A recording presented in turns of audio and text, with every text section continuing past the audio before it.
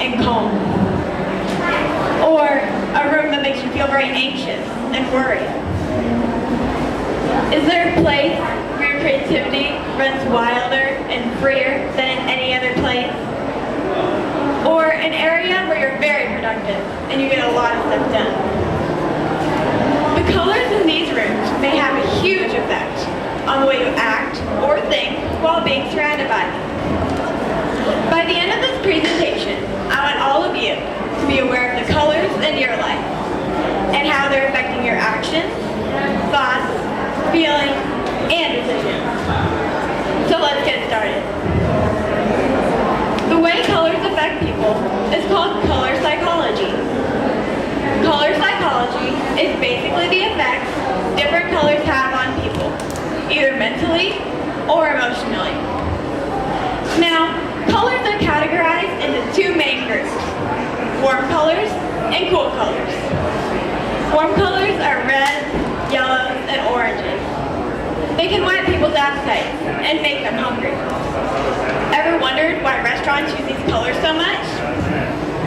Then there are the cool colors, which are blues, greens, and purples.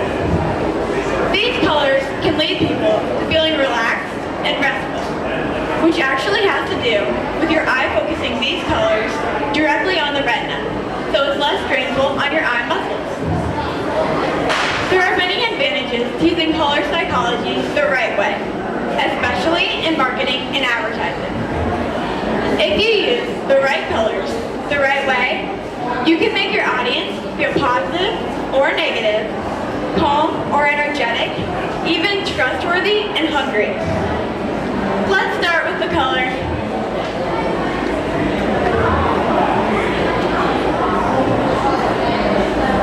white. But is it a color?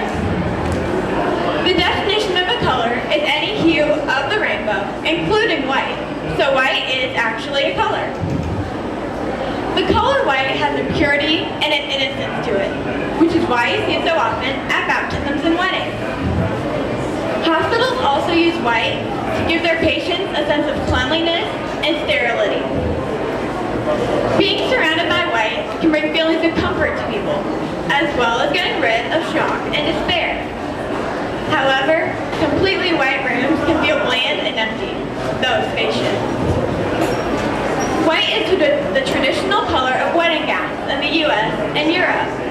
But in Asia, they actually wear red there, because white symbolizes mourning and death in Asia, not purity and innocence. This is one example of how colors and their meanings change in different cultures. When you think about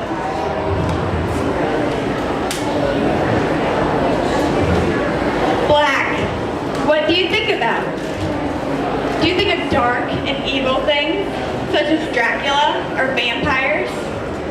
Or what about how the word is used in the English language, such as black tie, black cat, blackout, or black belt?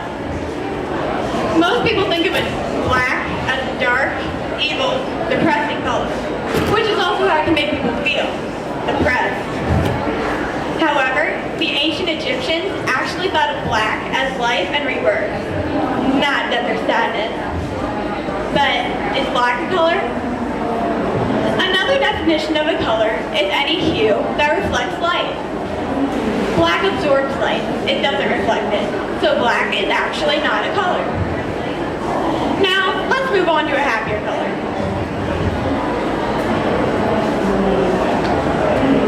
Yellow.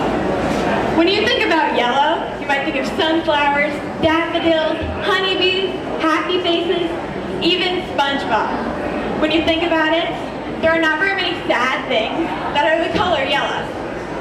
This has to do with yellow being the happy, cheery, and optimistic color that it is in almost every culture. It also helps with good judgment, clear thinking, decision making, and a good memory.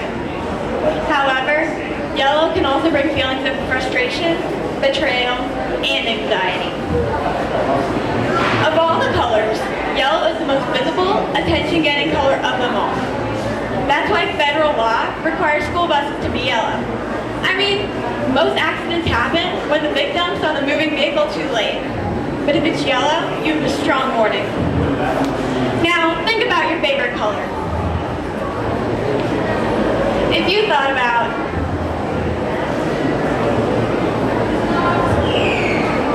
blue, you're like many people who made blue the most popular favorite color in the world. This popular color has a calming, focused effect, which is why you can see it so often in offices. Research actually shows that people are more productive in blue rooms. Also, blue is a very unappetizing color. Some weight loss plans even recommend eating off of a blue plate. This has to do with our minds associating blue foods with poison or spoilage. Finally, this famous color is in 53% of the world's flags.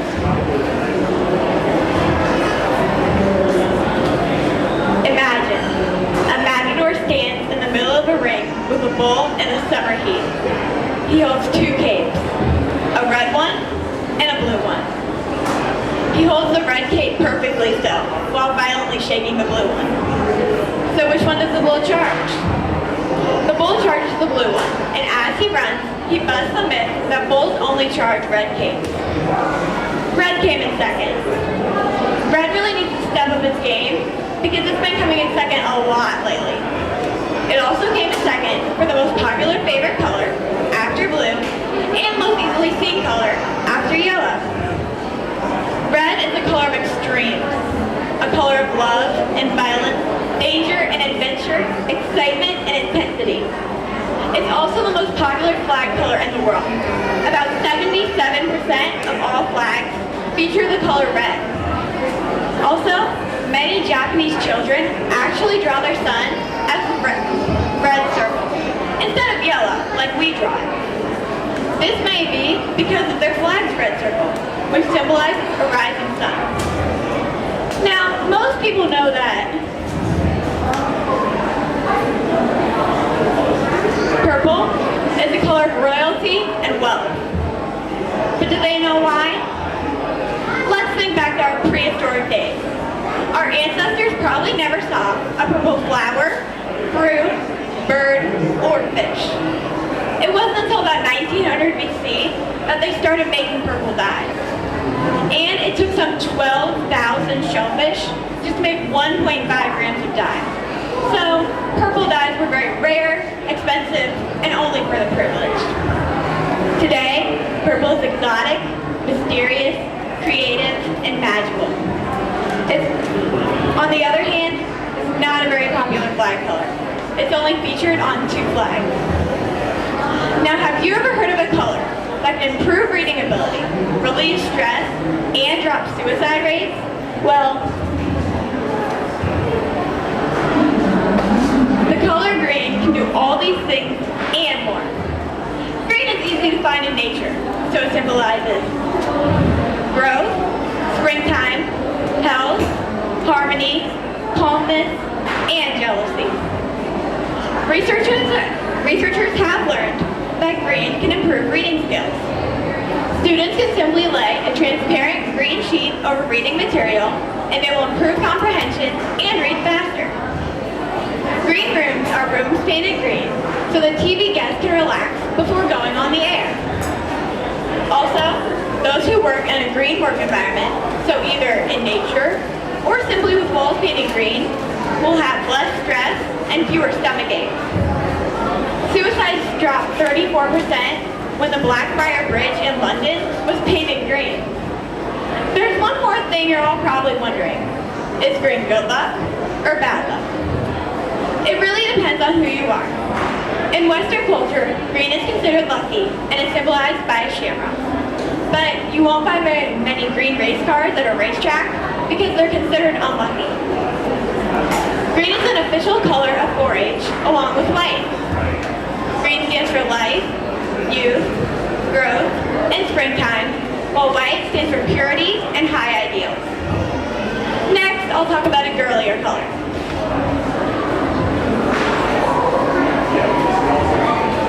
Pink.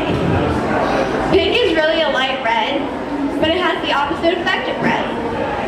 Pink is romantic and gentle. It's also calming, but after a while it can make people feel agitated. In almost all cultures, there's one stereotype: pink for girls and blue for boys. But where did this begin? Here's the mystery. For years and years, all European children were dressed in blue to symbolize the Virgin Mary.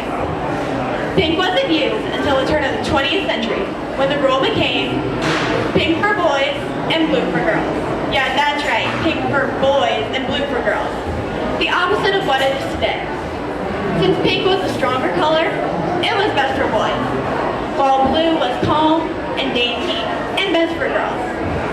It wasn't until later that it became as it is today, pink for girls and blue for boys. Nobody really knows how it turned back around. Pink can also cause people to feel very calm and passive, and many people have taken advantage of it. When coaches all around the nation saw that the visitor locker rooms at Colorado State and Iowa were painted pink to make the opposing team calm and passive, they were furious. But now there's a rule. Both teams' locker rooms must be the same color. So really, they can be pink, red, blue, black, any color you want, as long as they're the same. Another way people have taken advantage of the color pink is to actually surround angry prisoners with it. Dr. Alexander Shaw, director of the American Institute for Biosocial Resources, reported, even if a person tries to be angry or aggressive in the presence of pink, he can't. The heart muscles can't race fast enough. It's a tranquilizing color that saps your energy. Even the colorblind are tranquilized in pink rooms. Did it work? Well, yes and no. Prisoners calmed down initially, as hoped, but after a while, say 24 hours, they became even more aggressive than they were in the first place. Our last color is a color that's all positives. Orange. Orange is a happy, energetic color that brings enthusiasm and excitement. It combines red and yellow to bring warmth and energy. And whether you love it or you hate it, orange relieves low self-confidence and self-pity. It's a great antidepressant. There you have it. Now you know why you're so calm and relaxed in your green bedroom, and your yellow kitchen makes you feel anxious and worried. You understand why you're most creative in your purple living room, and you're most productive in your blue office. I hope you are all now aware of the colors in your life, and how they affect your actions, thoughts, feelings, and decisions. And my sources were psychology.about.com, library.thinkquest.org, colormatters.com, extension.iostate.edu, and arttherapyblog.com. Any questions?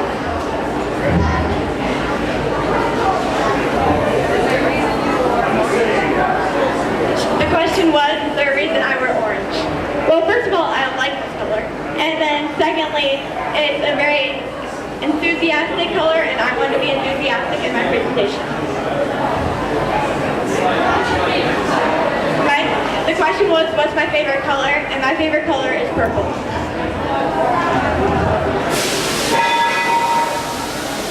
This concludes my presentation.